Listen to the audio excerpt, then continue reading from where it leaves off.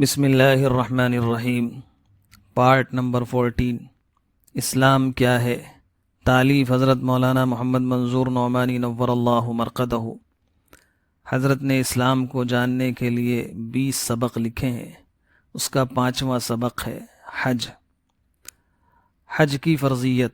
اسلام کے ارکان میں سے آخری رکن حج ہے۔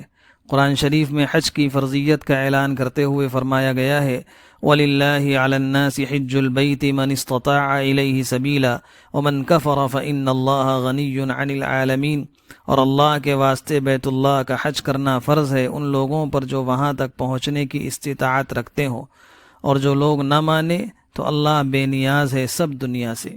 اس آیت میں حج کے فرض ہونے کا اعلان بھی فرمایا گیا ہے، اور ساتھ ہی یہ بھی بتلایا گیا ہے کہ وہ صرف ان لوگوں پر فرض ہے جو وہاں پہنچنے کی طاقت اور حیثیت رکھتے ہوں۔ اور آیت کے آخری حصے میں اس طرف بھی اشارہ ہے کہ جن لوگوں کو اللہ نے حج کرنے کی استطاعت اور طاقت دی ہو اور وہ ناشکری سے حج نہ کریں، جیسا کہ آج کل بہت سے مالدار نہیں کرتے، تو اللہ تعالیٰ سب سے بے نیاز اور بے پرواہ ہے، اس لیے ان کے حج نہ کرنے سے اس کا تو کچھ نہیں بگڑے گا، البتہ اس ناشکری اور کفران نعمت کی وجہ سے یہ ناشکرے بندے خود ہی اس کی رحمت سے محروم رہ جائیں گے، اور ان کا انجام خدا نخواستہ بہت برا ہوگا۔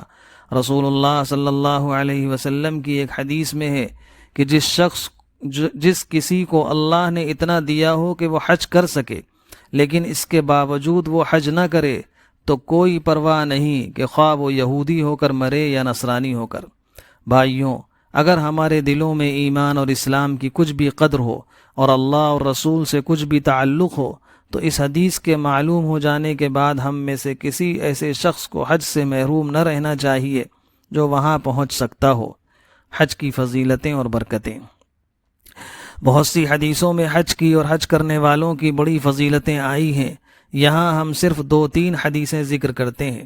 ایک حدیث میں ہے کہ حج اور عمرے کے لیے جانے والے لوگ اللہ تعالیٰ کے خاص مہمان ہیں، وہ اللہ سے دعا کریں تو اللہ ان کی دعا قبول کرتا ہے، اور مغفرت مانگے تو ان کو بخش دیتا ہے۔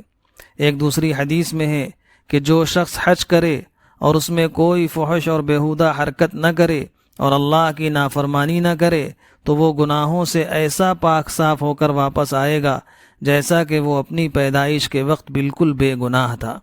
ایک اور حدیث میں ہے کہ حج مبرور یعنی وہ حج جو خلوص کے ساتھ اور بالکل ٹھیک ادا کیا گیا ہو اور اس میں کوئی برائی اور خرابی نہ ہوئی ہو تو اس کی جزا صرف جنت ہی جنت ہے۔ حج کی نقد لذتیں۔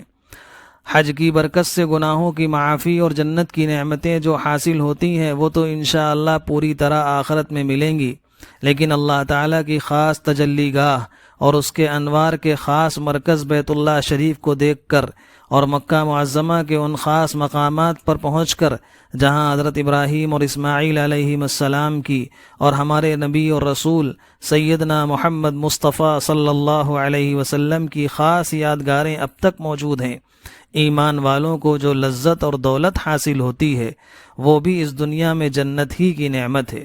پھر مدینہ طیبہ میں روضہ اقدس کی زیارت اور حضور اکرم صلی اللہ علیہ وسلم کی مسجد شریف میں نمازیں پڑھنا اور براہ راست حضور اقدس صلی اللہ علیہ وسلم سے مخاطب ہو کر صلاۃ و سلام عرض کرنا، طیبہ کی گلیوں میں اور وہاں کے جنگلوں میں پھرنا، وہاں کی ہوا میں سانس لینا، وہاں کی مقدس زمین میں اور ہوا میں بسی ہوئی خوشبو سے دماغ کا معطر ہونا، اور حضور صلی اللہ علیہ وسلم کو یاد کر کے شوق اور محبت میں خوش ہونا، کبھی ہنسنا اور کبھی رو پڑنا، یہ وہ لذتیں ہیں جو حج کرنے والوں کو مکہ مکرمہ اور مدینہ طیبہ پہنچ کر نقد حاصل ہوتی ہیں، بشرطے کہ اللہ تعالیٰ بندے کو اس قابل بنا دے کہ وہ ان لذتوں کو محسوس کر سکے۔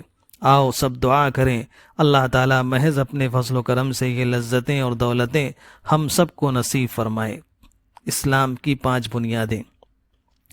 اسلام کی جن 5 بنیادی تعلیمات کا یہاں تک بیان ہوا، یعنی کلمہ، نماز، زکوٰۃ، روزہ، حج، یہ 5 ارکان اسلام کہے جاتے ہیں۔ رسول اللہ صلی اللہ علیہ وسلم کی مشہور حدیث ہے، آپ نے فرمایا کہ اسلام کی بنیاد ان 5 چیزوں پر قائم ہے۔ ایک لا الہ الا اللہ محمد الرسول اللہ کی شہادت دینا، دوسرے نماز قائم کرنا، تیسرے زکوٰۃ دینا، چوتھے رمضان کے روزے رکھنا، اور پانچویں بیت اللہ کا حج کرنا ان کے لیے جو وہاں تک پہنچ سکتے ہوں۔ ان پانچوں چیزوں کے ارکان اسلام اور بنیاد اسلام ہونے کا مطلب یہ ہے کہ یہ اسلام کے بنیادی فرائض ہیں، اور ان پر اچھی طرح عمل کرنے سے اسلام کے باقی احکام پر عمل کرنے کی بھی صلاحیت پیدا ہو جاتی ہے۔ یہاں ہم نے ان ارکان کی صرف اہمیت اور فضیلت بیان کی ہے۔ ان کے تفصیلی مسائل فقہ کی معتبر کتابوں میں دیکھے جائیں یا علماء امت سے دریافت کیے جائیں۔ وما علینا الا البلاغ، 14واں حصہ مکمل ہوا۔